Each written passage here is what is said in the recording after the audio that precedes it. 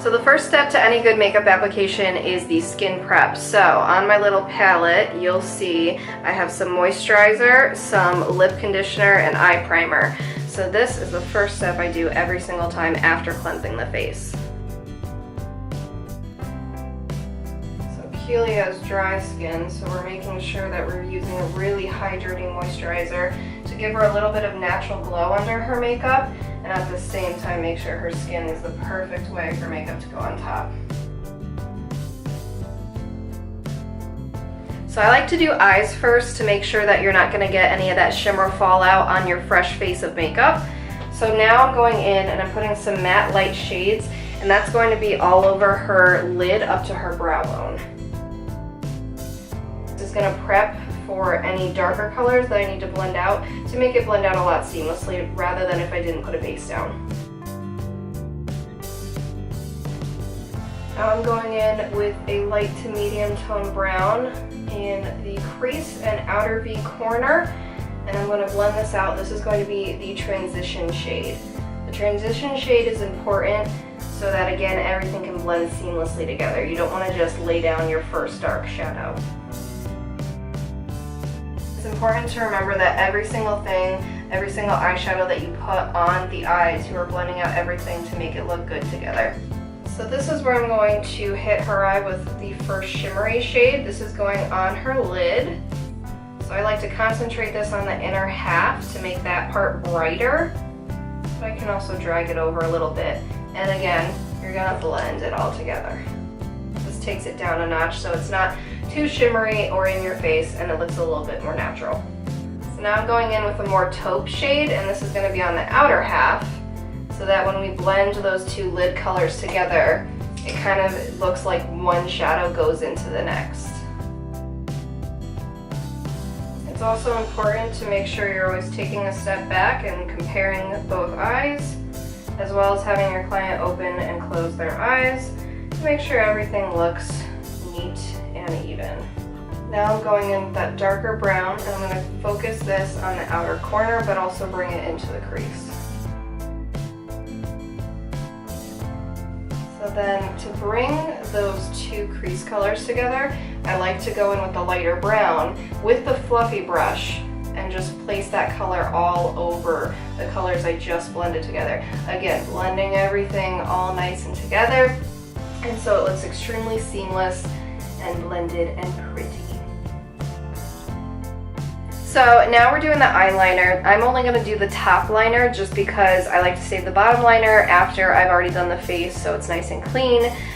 So again, always use disposables. That's very important for an actual makeup artist. If it's just on yourself, then you're good. But I really like to use angled liner brushes like this for the eyeliner. Now you can use a flat head one, you can use a smaller angled one, you can use like a really thin brush. I find that personally I get the most control out of this one. So you're gonna have to experiment and see what works best for you when it comes to using gel or cream liner. So for Keely today, I'm just going to do a thin line since it goes with the type of look we're doing.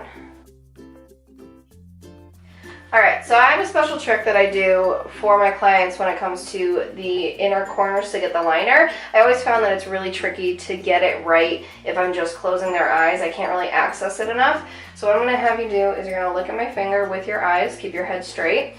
You're going to look where it goes, and you're going to focus on something right there. So now I'm going to lift her lid a little bit. She's looking away, so she's not going to flinch from the brush, and then I can open up that section and get exactly where I need to go. So now that the lids are done, you're gonna look up, and we're gonna just clean under there just in case we did get any fallout, any liner smudge, whatever is going on, just so we have a clean canvas for the concealer and foundation. So when it comes to the face, first I'm gonna start with concealer. You want to use concealer to obviously get rid of, imperfections. It could be dark circles, acne, age spots, things like that. And concealer can go first just because then it's going to have the best coverage, and then you can use less foundation. So you want to use about 1 to 2 shades lighter for under the eyes. Look up. So we're going to focus the concealer on Keely under the eyes because she doesn't really have a lot of acne or spots that need a lot of covering up. We are going to let her natural freckles just show through.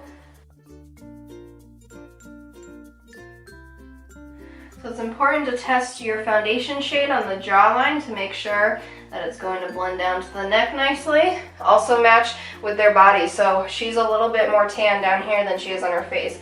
So we need to make sure that that matches. So today we're using the Airbrush foundation. That's what you're going to be hearing in the background. Alright, close your eyes.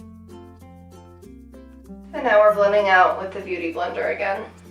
The Beauty Blender is really nice because it picks up any excess product without removing what you actually need. We're also going to take a bit of that Airbrush foundation and just apply it over the concealer under the eyes so that everything, again, is blending seamlessly and looking the same tone. So now I'm taking some translucent powder, and this is going to set her face.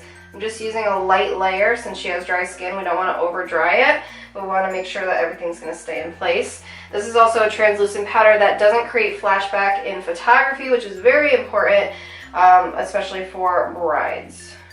Alright, so now we're going to do some fake lashes. So I have both the strip and individual available for my clients, but for a bridal look and a natural look, I really like to do these individuals. They're really nice. They're customizable to your eye shape and everything, customizable in the lengths you use. And I just feel like they look like your lashes but amped up. They're not overwhelming and they're not heavy on the eye like some strips can be.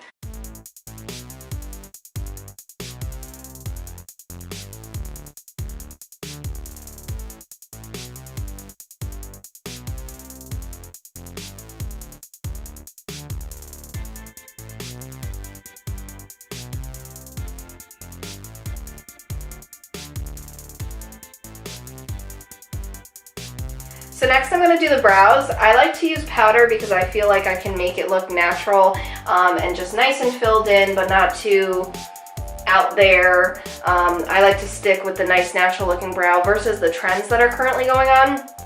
So I use this with an angled brush. Close your eyes. And you just want to lightly brush it through the hairs up as well as out. Now if you have really unruly brow hairs, then you can totally take like a brow pomade or a clear gel, clear mascara, and just run it through as well, just to make sure that your brow product and your brows are going to stay in place. That's a case-by-case scenario. I don't use that on everyone, it just depends. Now this is super important. When you go through the brows, you want to take a little brow spoolie and make sure you're blending everything together. Again, blending is your best friend when it comes to makeup. So next thing going on with blush, I really like to mix a couple different shades together. I think that it looks a little bit more natural. If you struggle with where to put your blush, something that helps is to smile and then you find the apples of your cheeks and you want to go up towards your temple area. So now we're going to add a little bit of highlight with a big fluffy brush like this. It's going to give her that little summer glow. Highlight is completely personal, so some people like a lot, some people like a little, some like none. So it's totally up to you.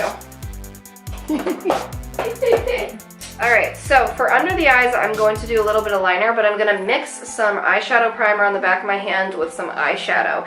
This is a really easy way to make eyeshadow last longer, especially if they're going to cry during weddings and stuff like that.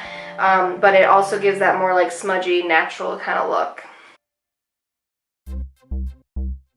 So to finish off the eye, we're just going to take a little bit of a light shimmery shade and put that on the inner corner. This is really going to wake her up and open up her eyes.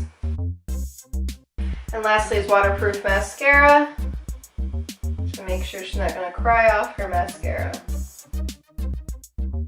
Alright, so now we're going on to the lips. For this, we're staying with a pretty nude color. And I like to tell my clients that lips are the easiest thing to change. So if I show you what you see in the mirror and that's the part that you don't like, tell me, we can easily wipe it off and just change it for something else.